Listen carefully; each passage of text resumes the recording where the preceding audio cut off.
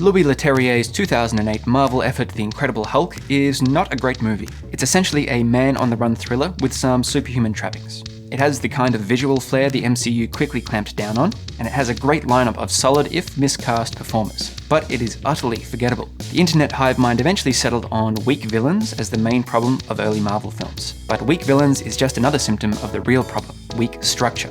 We already saw this with Iron Man, and we're about to see it again. Stick around to figure out why weak structure, not weak villains, was Marvel's real problem in the early days. This is Equipment for Living with The Incredible Hulk.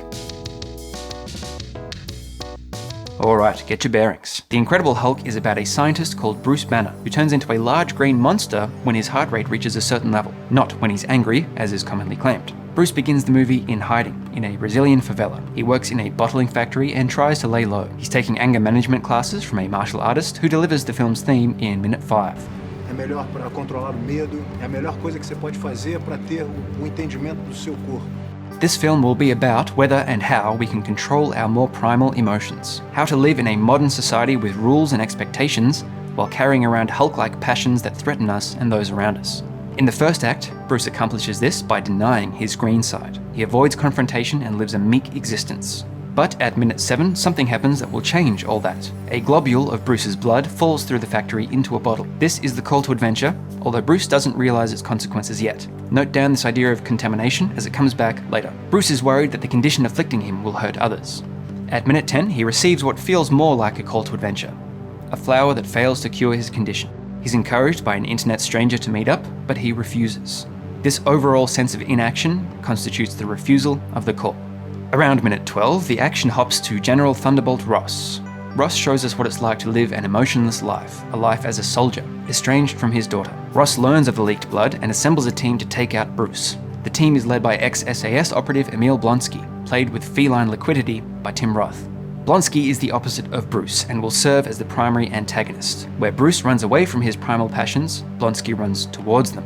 Bruce goes on the run, and there is a chase scene through the favela that goes on long enough for you to lose interest. Eventually, the soldiers corner Bruce in the bottling factory, where the Hulk first emerges. Leterrier builds and builds to this moment and treats the transformation like something out of Uni's classic monster stable, which is fitting, given that this is a Universal movie, jarringly enough. Anyway, the Hulk gets away, and we get my favourite line in the movie. You know in movies when one character says something cryptic and the other character always responds with either, "What do you mean? What are you talking about?" Or if it's jargon, "In English, please?"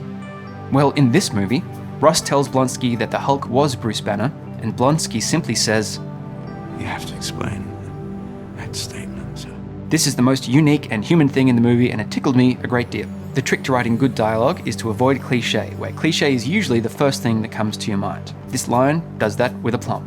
At minute 28, Bruce wakes up with a Hulk hangover, clutching the rags of his pants, and with a new direction. He can no longer hide. A chain of events beginning with the blood in the bottle has flushed him out. He steps into Act 2 around minute 29, 27.6% in, and makes his way back towards the US. During the honeymoon, Blonsky convinces Ross to dose him up with super juice. Bruce makes his way back to familiar territory. He approaches old flame Betty Ross, but holds back. This is minute 35, exactly 33.33% in, and Betty is the B character. She will be the one to see through Bruce's anger to the vulnerable man within, but not for a while. This honeymoon section is a grace period in which the large Viridian one is quiescent. Bruce reconnects with an old pizza shop owner who is presented to us as though we're supposed to recognize him. Old Pizza Man helps Bruce get into a computer lab by bribing a conspicuous security guard with pizza, and then Betty clocks Bruce. Betty is dating Phil Dunphy because every self-respecting love interest from this area was doing that in a feeble attempt to create romantic tension. Good for Phil though, right? Anyway, Bruce and Betty reunite in unwarrantedly dramatic fashion. This is one criticism I have of Leterrier's aggressively Gallic visual style. His desire to get a visually appealing shot can sometimes be at cross purposes with the story he's trying to tell. Blonsky gets jabbed with super juice from a dusty old archive. With support from Betty, Bruce gets some MacGuffin magic from a computer, but then the military corners him once again, and he becomes the Hulk once more. This moment where Bruce loses control and succumbs to his baser instincts is actually the midpoint. It hits at minute 52, 49.5% in. Betty is present because she's the B character, and this moment marks a shift in tone, away from the relaxed grace period of the honeymoon. Where the first act was about Bruce denying his green side, the second act is about being overcome by it. So, at the midpoint, he succumbs. And then things get worse. The military throws everything they have at the Hulk, including Blonsky, who's now a superhuman. Betty is endangered, and the Hulk protects her. We get some new information here. that there's at least some of Bruce in the Hulk. In a rainy cave, Betty manages to soothe the Hulk. She sees the man encased in the emotion. She joins a recovered Bruce on the lam. They become close, but not so close to set off Bruce's heart rate. Bruce decides to meet up with his online pen pal. This is a common tactic you see in the third quarter of movies, introducing a new and quirky character to inject a new sense of pace. Blake Snyder called this the booster rocket. En route to the booster rocket, at minute 71 or 67.6% in, Betty tries to convince Bruce that there's some of him in the Hulk. I don't want to control it. I want to get rid of it. This is the low point. Bruce started the movie trying to control his more primal instincts, or at least to hide them. Now he wants to destroy them. Betty reacts the way she does because she recognizes that Bruce and Hulk are irreversibly intertwined, kind of like she's seen the third act already. We then enter the soul-searching stretch. In this sequence, which runs about 10% of the runtime, we see that the booster rocket character actually is capable of stopping Bruce's Hulk outs. But it's unclear if it's permanent or temporary. By this point in the movie, you've probably stopped caring. All the fun was exhausted by the time we reached the midpoint set piece. Once we finally got what we came to see, Hulk smashing things, we discovered that the film is curiously bereft of other charms. Roth's Blonsky is underdeveloped. It seems like we're supposed to be more familiar with Thunderbolt Ross and his storyline than we are. And the only thing Bruce wants to do is remove that part of himself that gives this movie its title. It's not a very compelling incarnation of the character.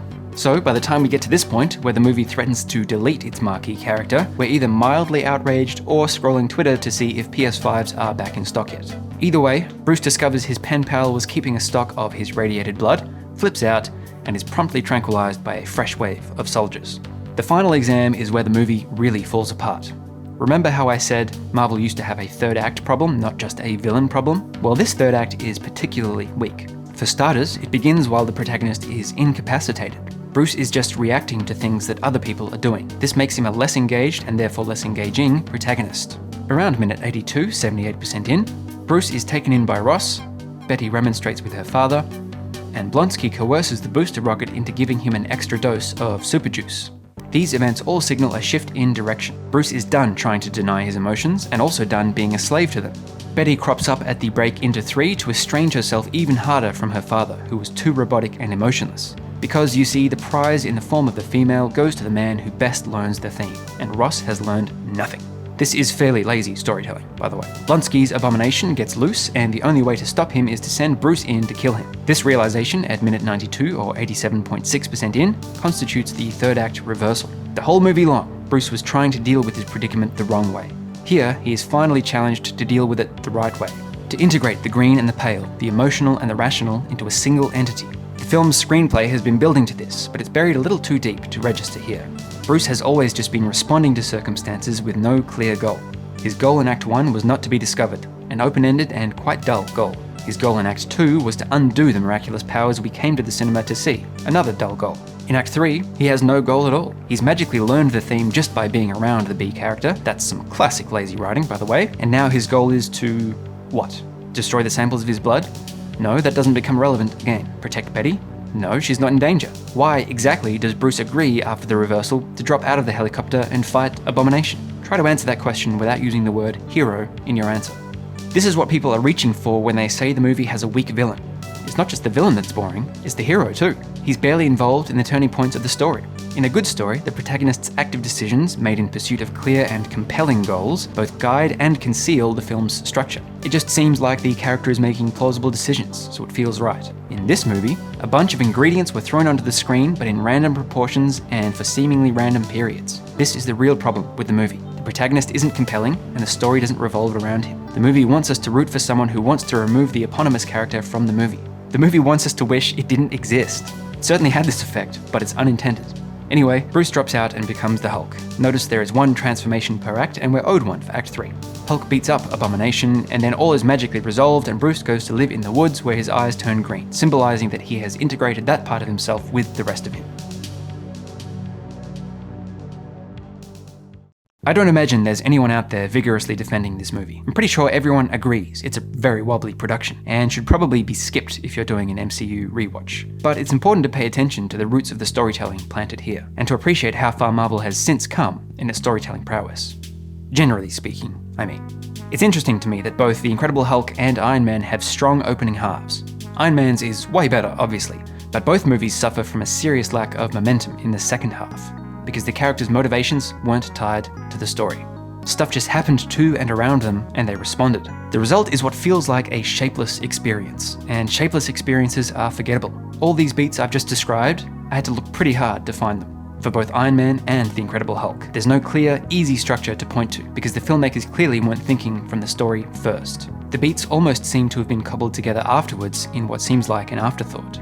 There is a decent universal theme in here in The Incredible Hulk, about learning to embrace and nurture the more primal aspects of your emotions, rather than suppressing them. But that message is buried and barely coherent, which is what makes The Incredible Hulk such weak equipment for living. Thanks for watching this breakdown. If you found it insightful, please leave a thumbs up. If my ramblings have stoked an insight in you, I'd love to read it in the comments.